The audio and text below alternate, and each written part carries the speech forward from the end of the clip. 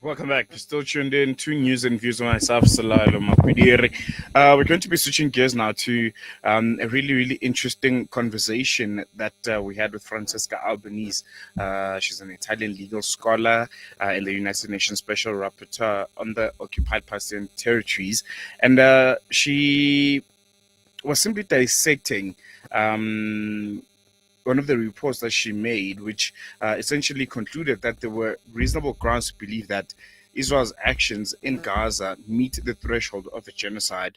Her analysis simply examined patterns of violence and Israeli policies within the context of what she describes as decades of settler colonial project aimed at displacing Palestinians. So if you missed that conversation, take a listen. It was really interesting. Of genocide, the intentional destruction of a group as such, is rarely a single act. It unfolds piece by piece, decade by decade, crime after crime. And the ongoing genocide in Palestine, visible in the totality of Israeli crimes against the totality of Palestinians across the totality of the lands slated for annexation, has been meticulously prepared over decades and enabled by long-standing violations, impunity, and international complicity.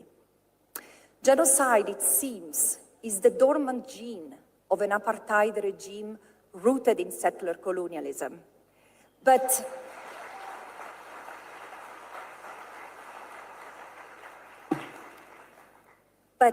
apocalypse, deriving from the Greek apokalypsis, originally means to reveal, to uncover. And the current moment is fundamentally one of profound revelation, of truth, of reality beyond ordinary perception. The sacrifice of Gaza happening under our watch forces us to confront the system we live in, the horrid, brutal reality we are all part of, the truth of who we are as individuals, as communities, as states, as institutions, and compels us to choose between courage through principles or cowardice through acceptance. And these are some of the lessons of this revelation. First, the genocide in Palestine has pierced the veil of Maya, showing the underlying geopolitical calculation of the world's most powerful nations. As I came to realize, studying the maps of Greater Israel, stretching from the Nile to the Euphrates, a vision that many Israeli leaders shamelessly brandish in international fora, the occupation of Palestine must be understood as part of a broader project of domination. This is not merely about physical borders of historical Palestine. It is a systematic assertion of permanent supremacy that knows no border. One people controlling land, resources, and the very existence of another or others, often without needing full physical presence or formal annexation. Palestinians are brutalized, dispossessed, and yet they resist. The defiance is why they remain the thorn in the side, not only of an occupying power, but of a wider system where Israel acts together with and often as a proxy of the United States, destabilizing the region to weaken societies and making them easier to dominate.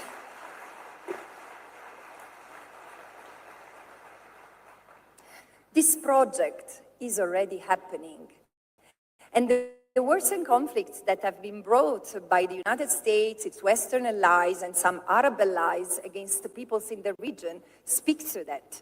Palestine's struggle is the stubborn heartbeat of a region fighting for its soul, and the resistance that refuses to be tamed.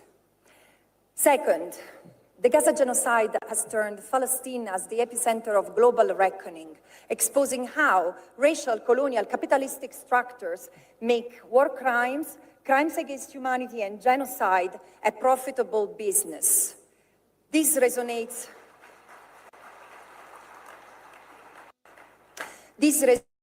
with the experience of colonized populations worldwide for centuries. For generations, Palestinians have been turned into a testing ground for weapons and surveillance techniques, providing boundless supply and demand, little oversight, and zero accountability. Too many influential corporate entities have profited freely. And this explains how, while Palestinians have been killed and maimed in the thousands every fortnight for the past 2 years, Tel Aviv Stock Exchange kept soaring, growing of 213% and amassing 226 billion US dollars in market gains in only the first 18 months of the genocide. And companies have turned over near record profits by equipping Israel with cutting-edge weaponry that has obliterated virtually the defenseless population in Gaza. Tech companies continue to provide dual-use infrastructure that enables mass targeting and mass killing. The machinery of global construction giants is razing Gaza to the ground. Major international banks have underwritten and purchased Israeli treasury bonds, financing the devastation, even as deficit grew and credit ratings fell. This is no ordinary occupation sustained by exploitation. This is a long-standing economy of occupation which has turned genocidal. And third, the meaning of what this genocide means for all of us, for our collective understanding of politics, of solidarity, of humanity. Today we know Gaza, we see Gaza. Hospitals bombed, parents gathering the limbs of their children, journalists and medics torn apart. This horror is visible to us in real time, on our phones, all day long, if we dare to look. But this is also bringing social and political awakening everywhere. It is shaping the conscience, especially of the new generations. Not long ago, my sister in arms from South Africa, Dr. Tlaleng Mofokeng, the United Nations Special Rapporteur, Ciao Tlaleng. The United Nations Special Rapporteur on the right to health told me, the wounds inflicted on the innocent ripple through every nation's soul. She was reflecting on the children from Gaza with me, but from her own experience of a child of apartheid South Africa. And this is true for every young soul beyond Gaza.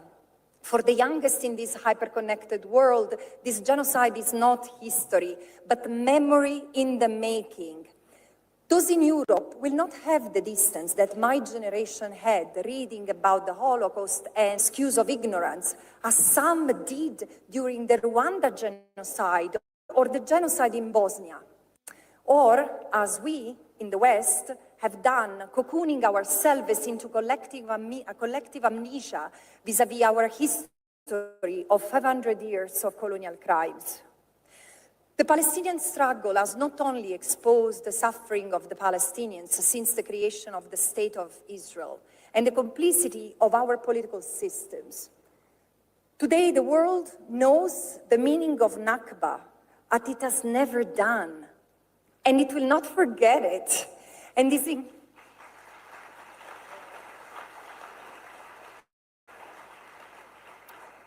is increasingly recognized as interconnected with injustices across the majority, the global majority, where economic structures of dispossession remain intact after colonial powers were expelled, and in the global minority as well, where those protesting genocide face fierce repression because the profiteers of the genocide, who are the same who keep seeding misery, here in South Africa, as in Congo, as in Sudan, and increasingly across Europe and the United States as well, are those who want to keep operating without disruption.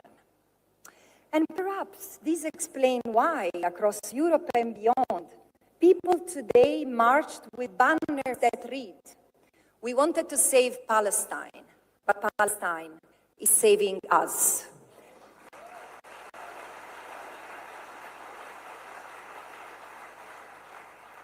Because we cannot bring the clock back. Palestine has awakened us.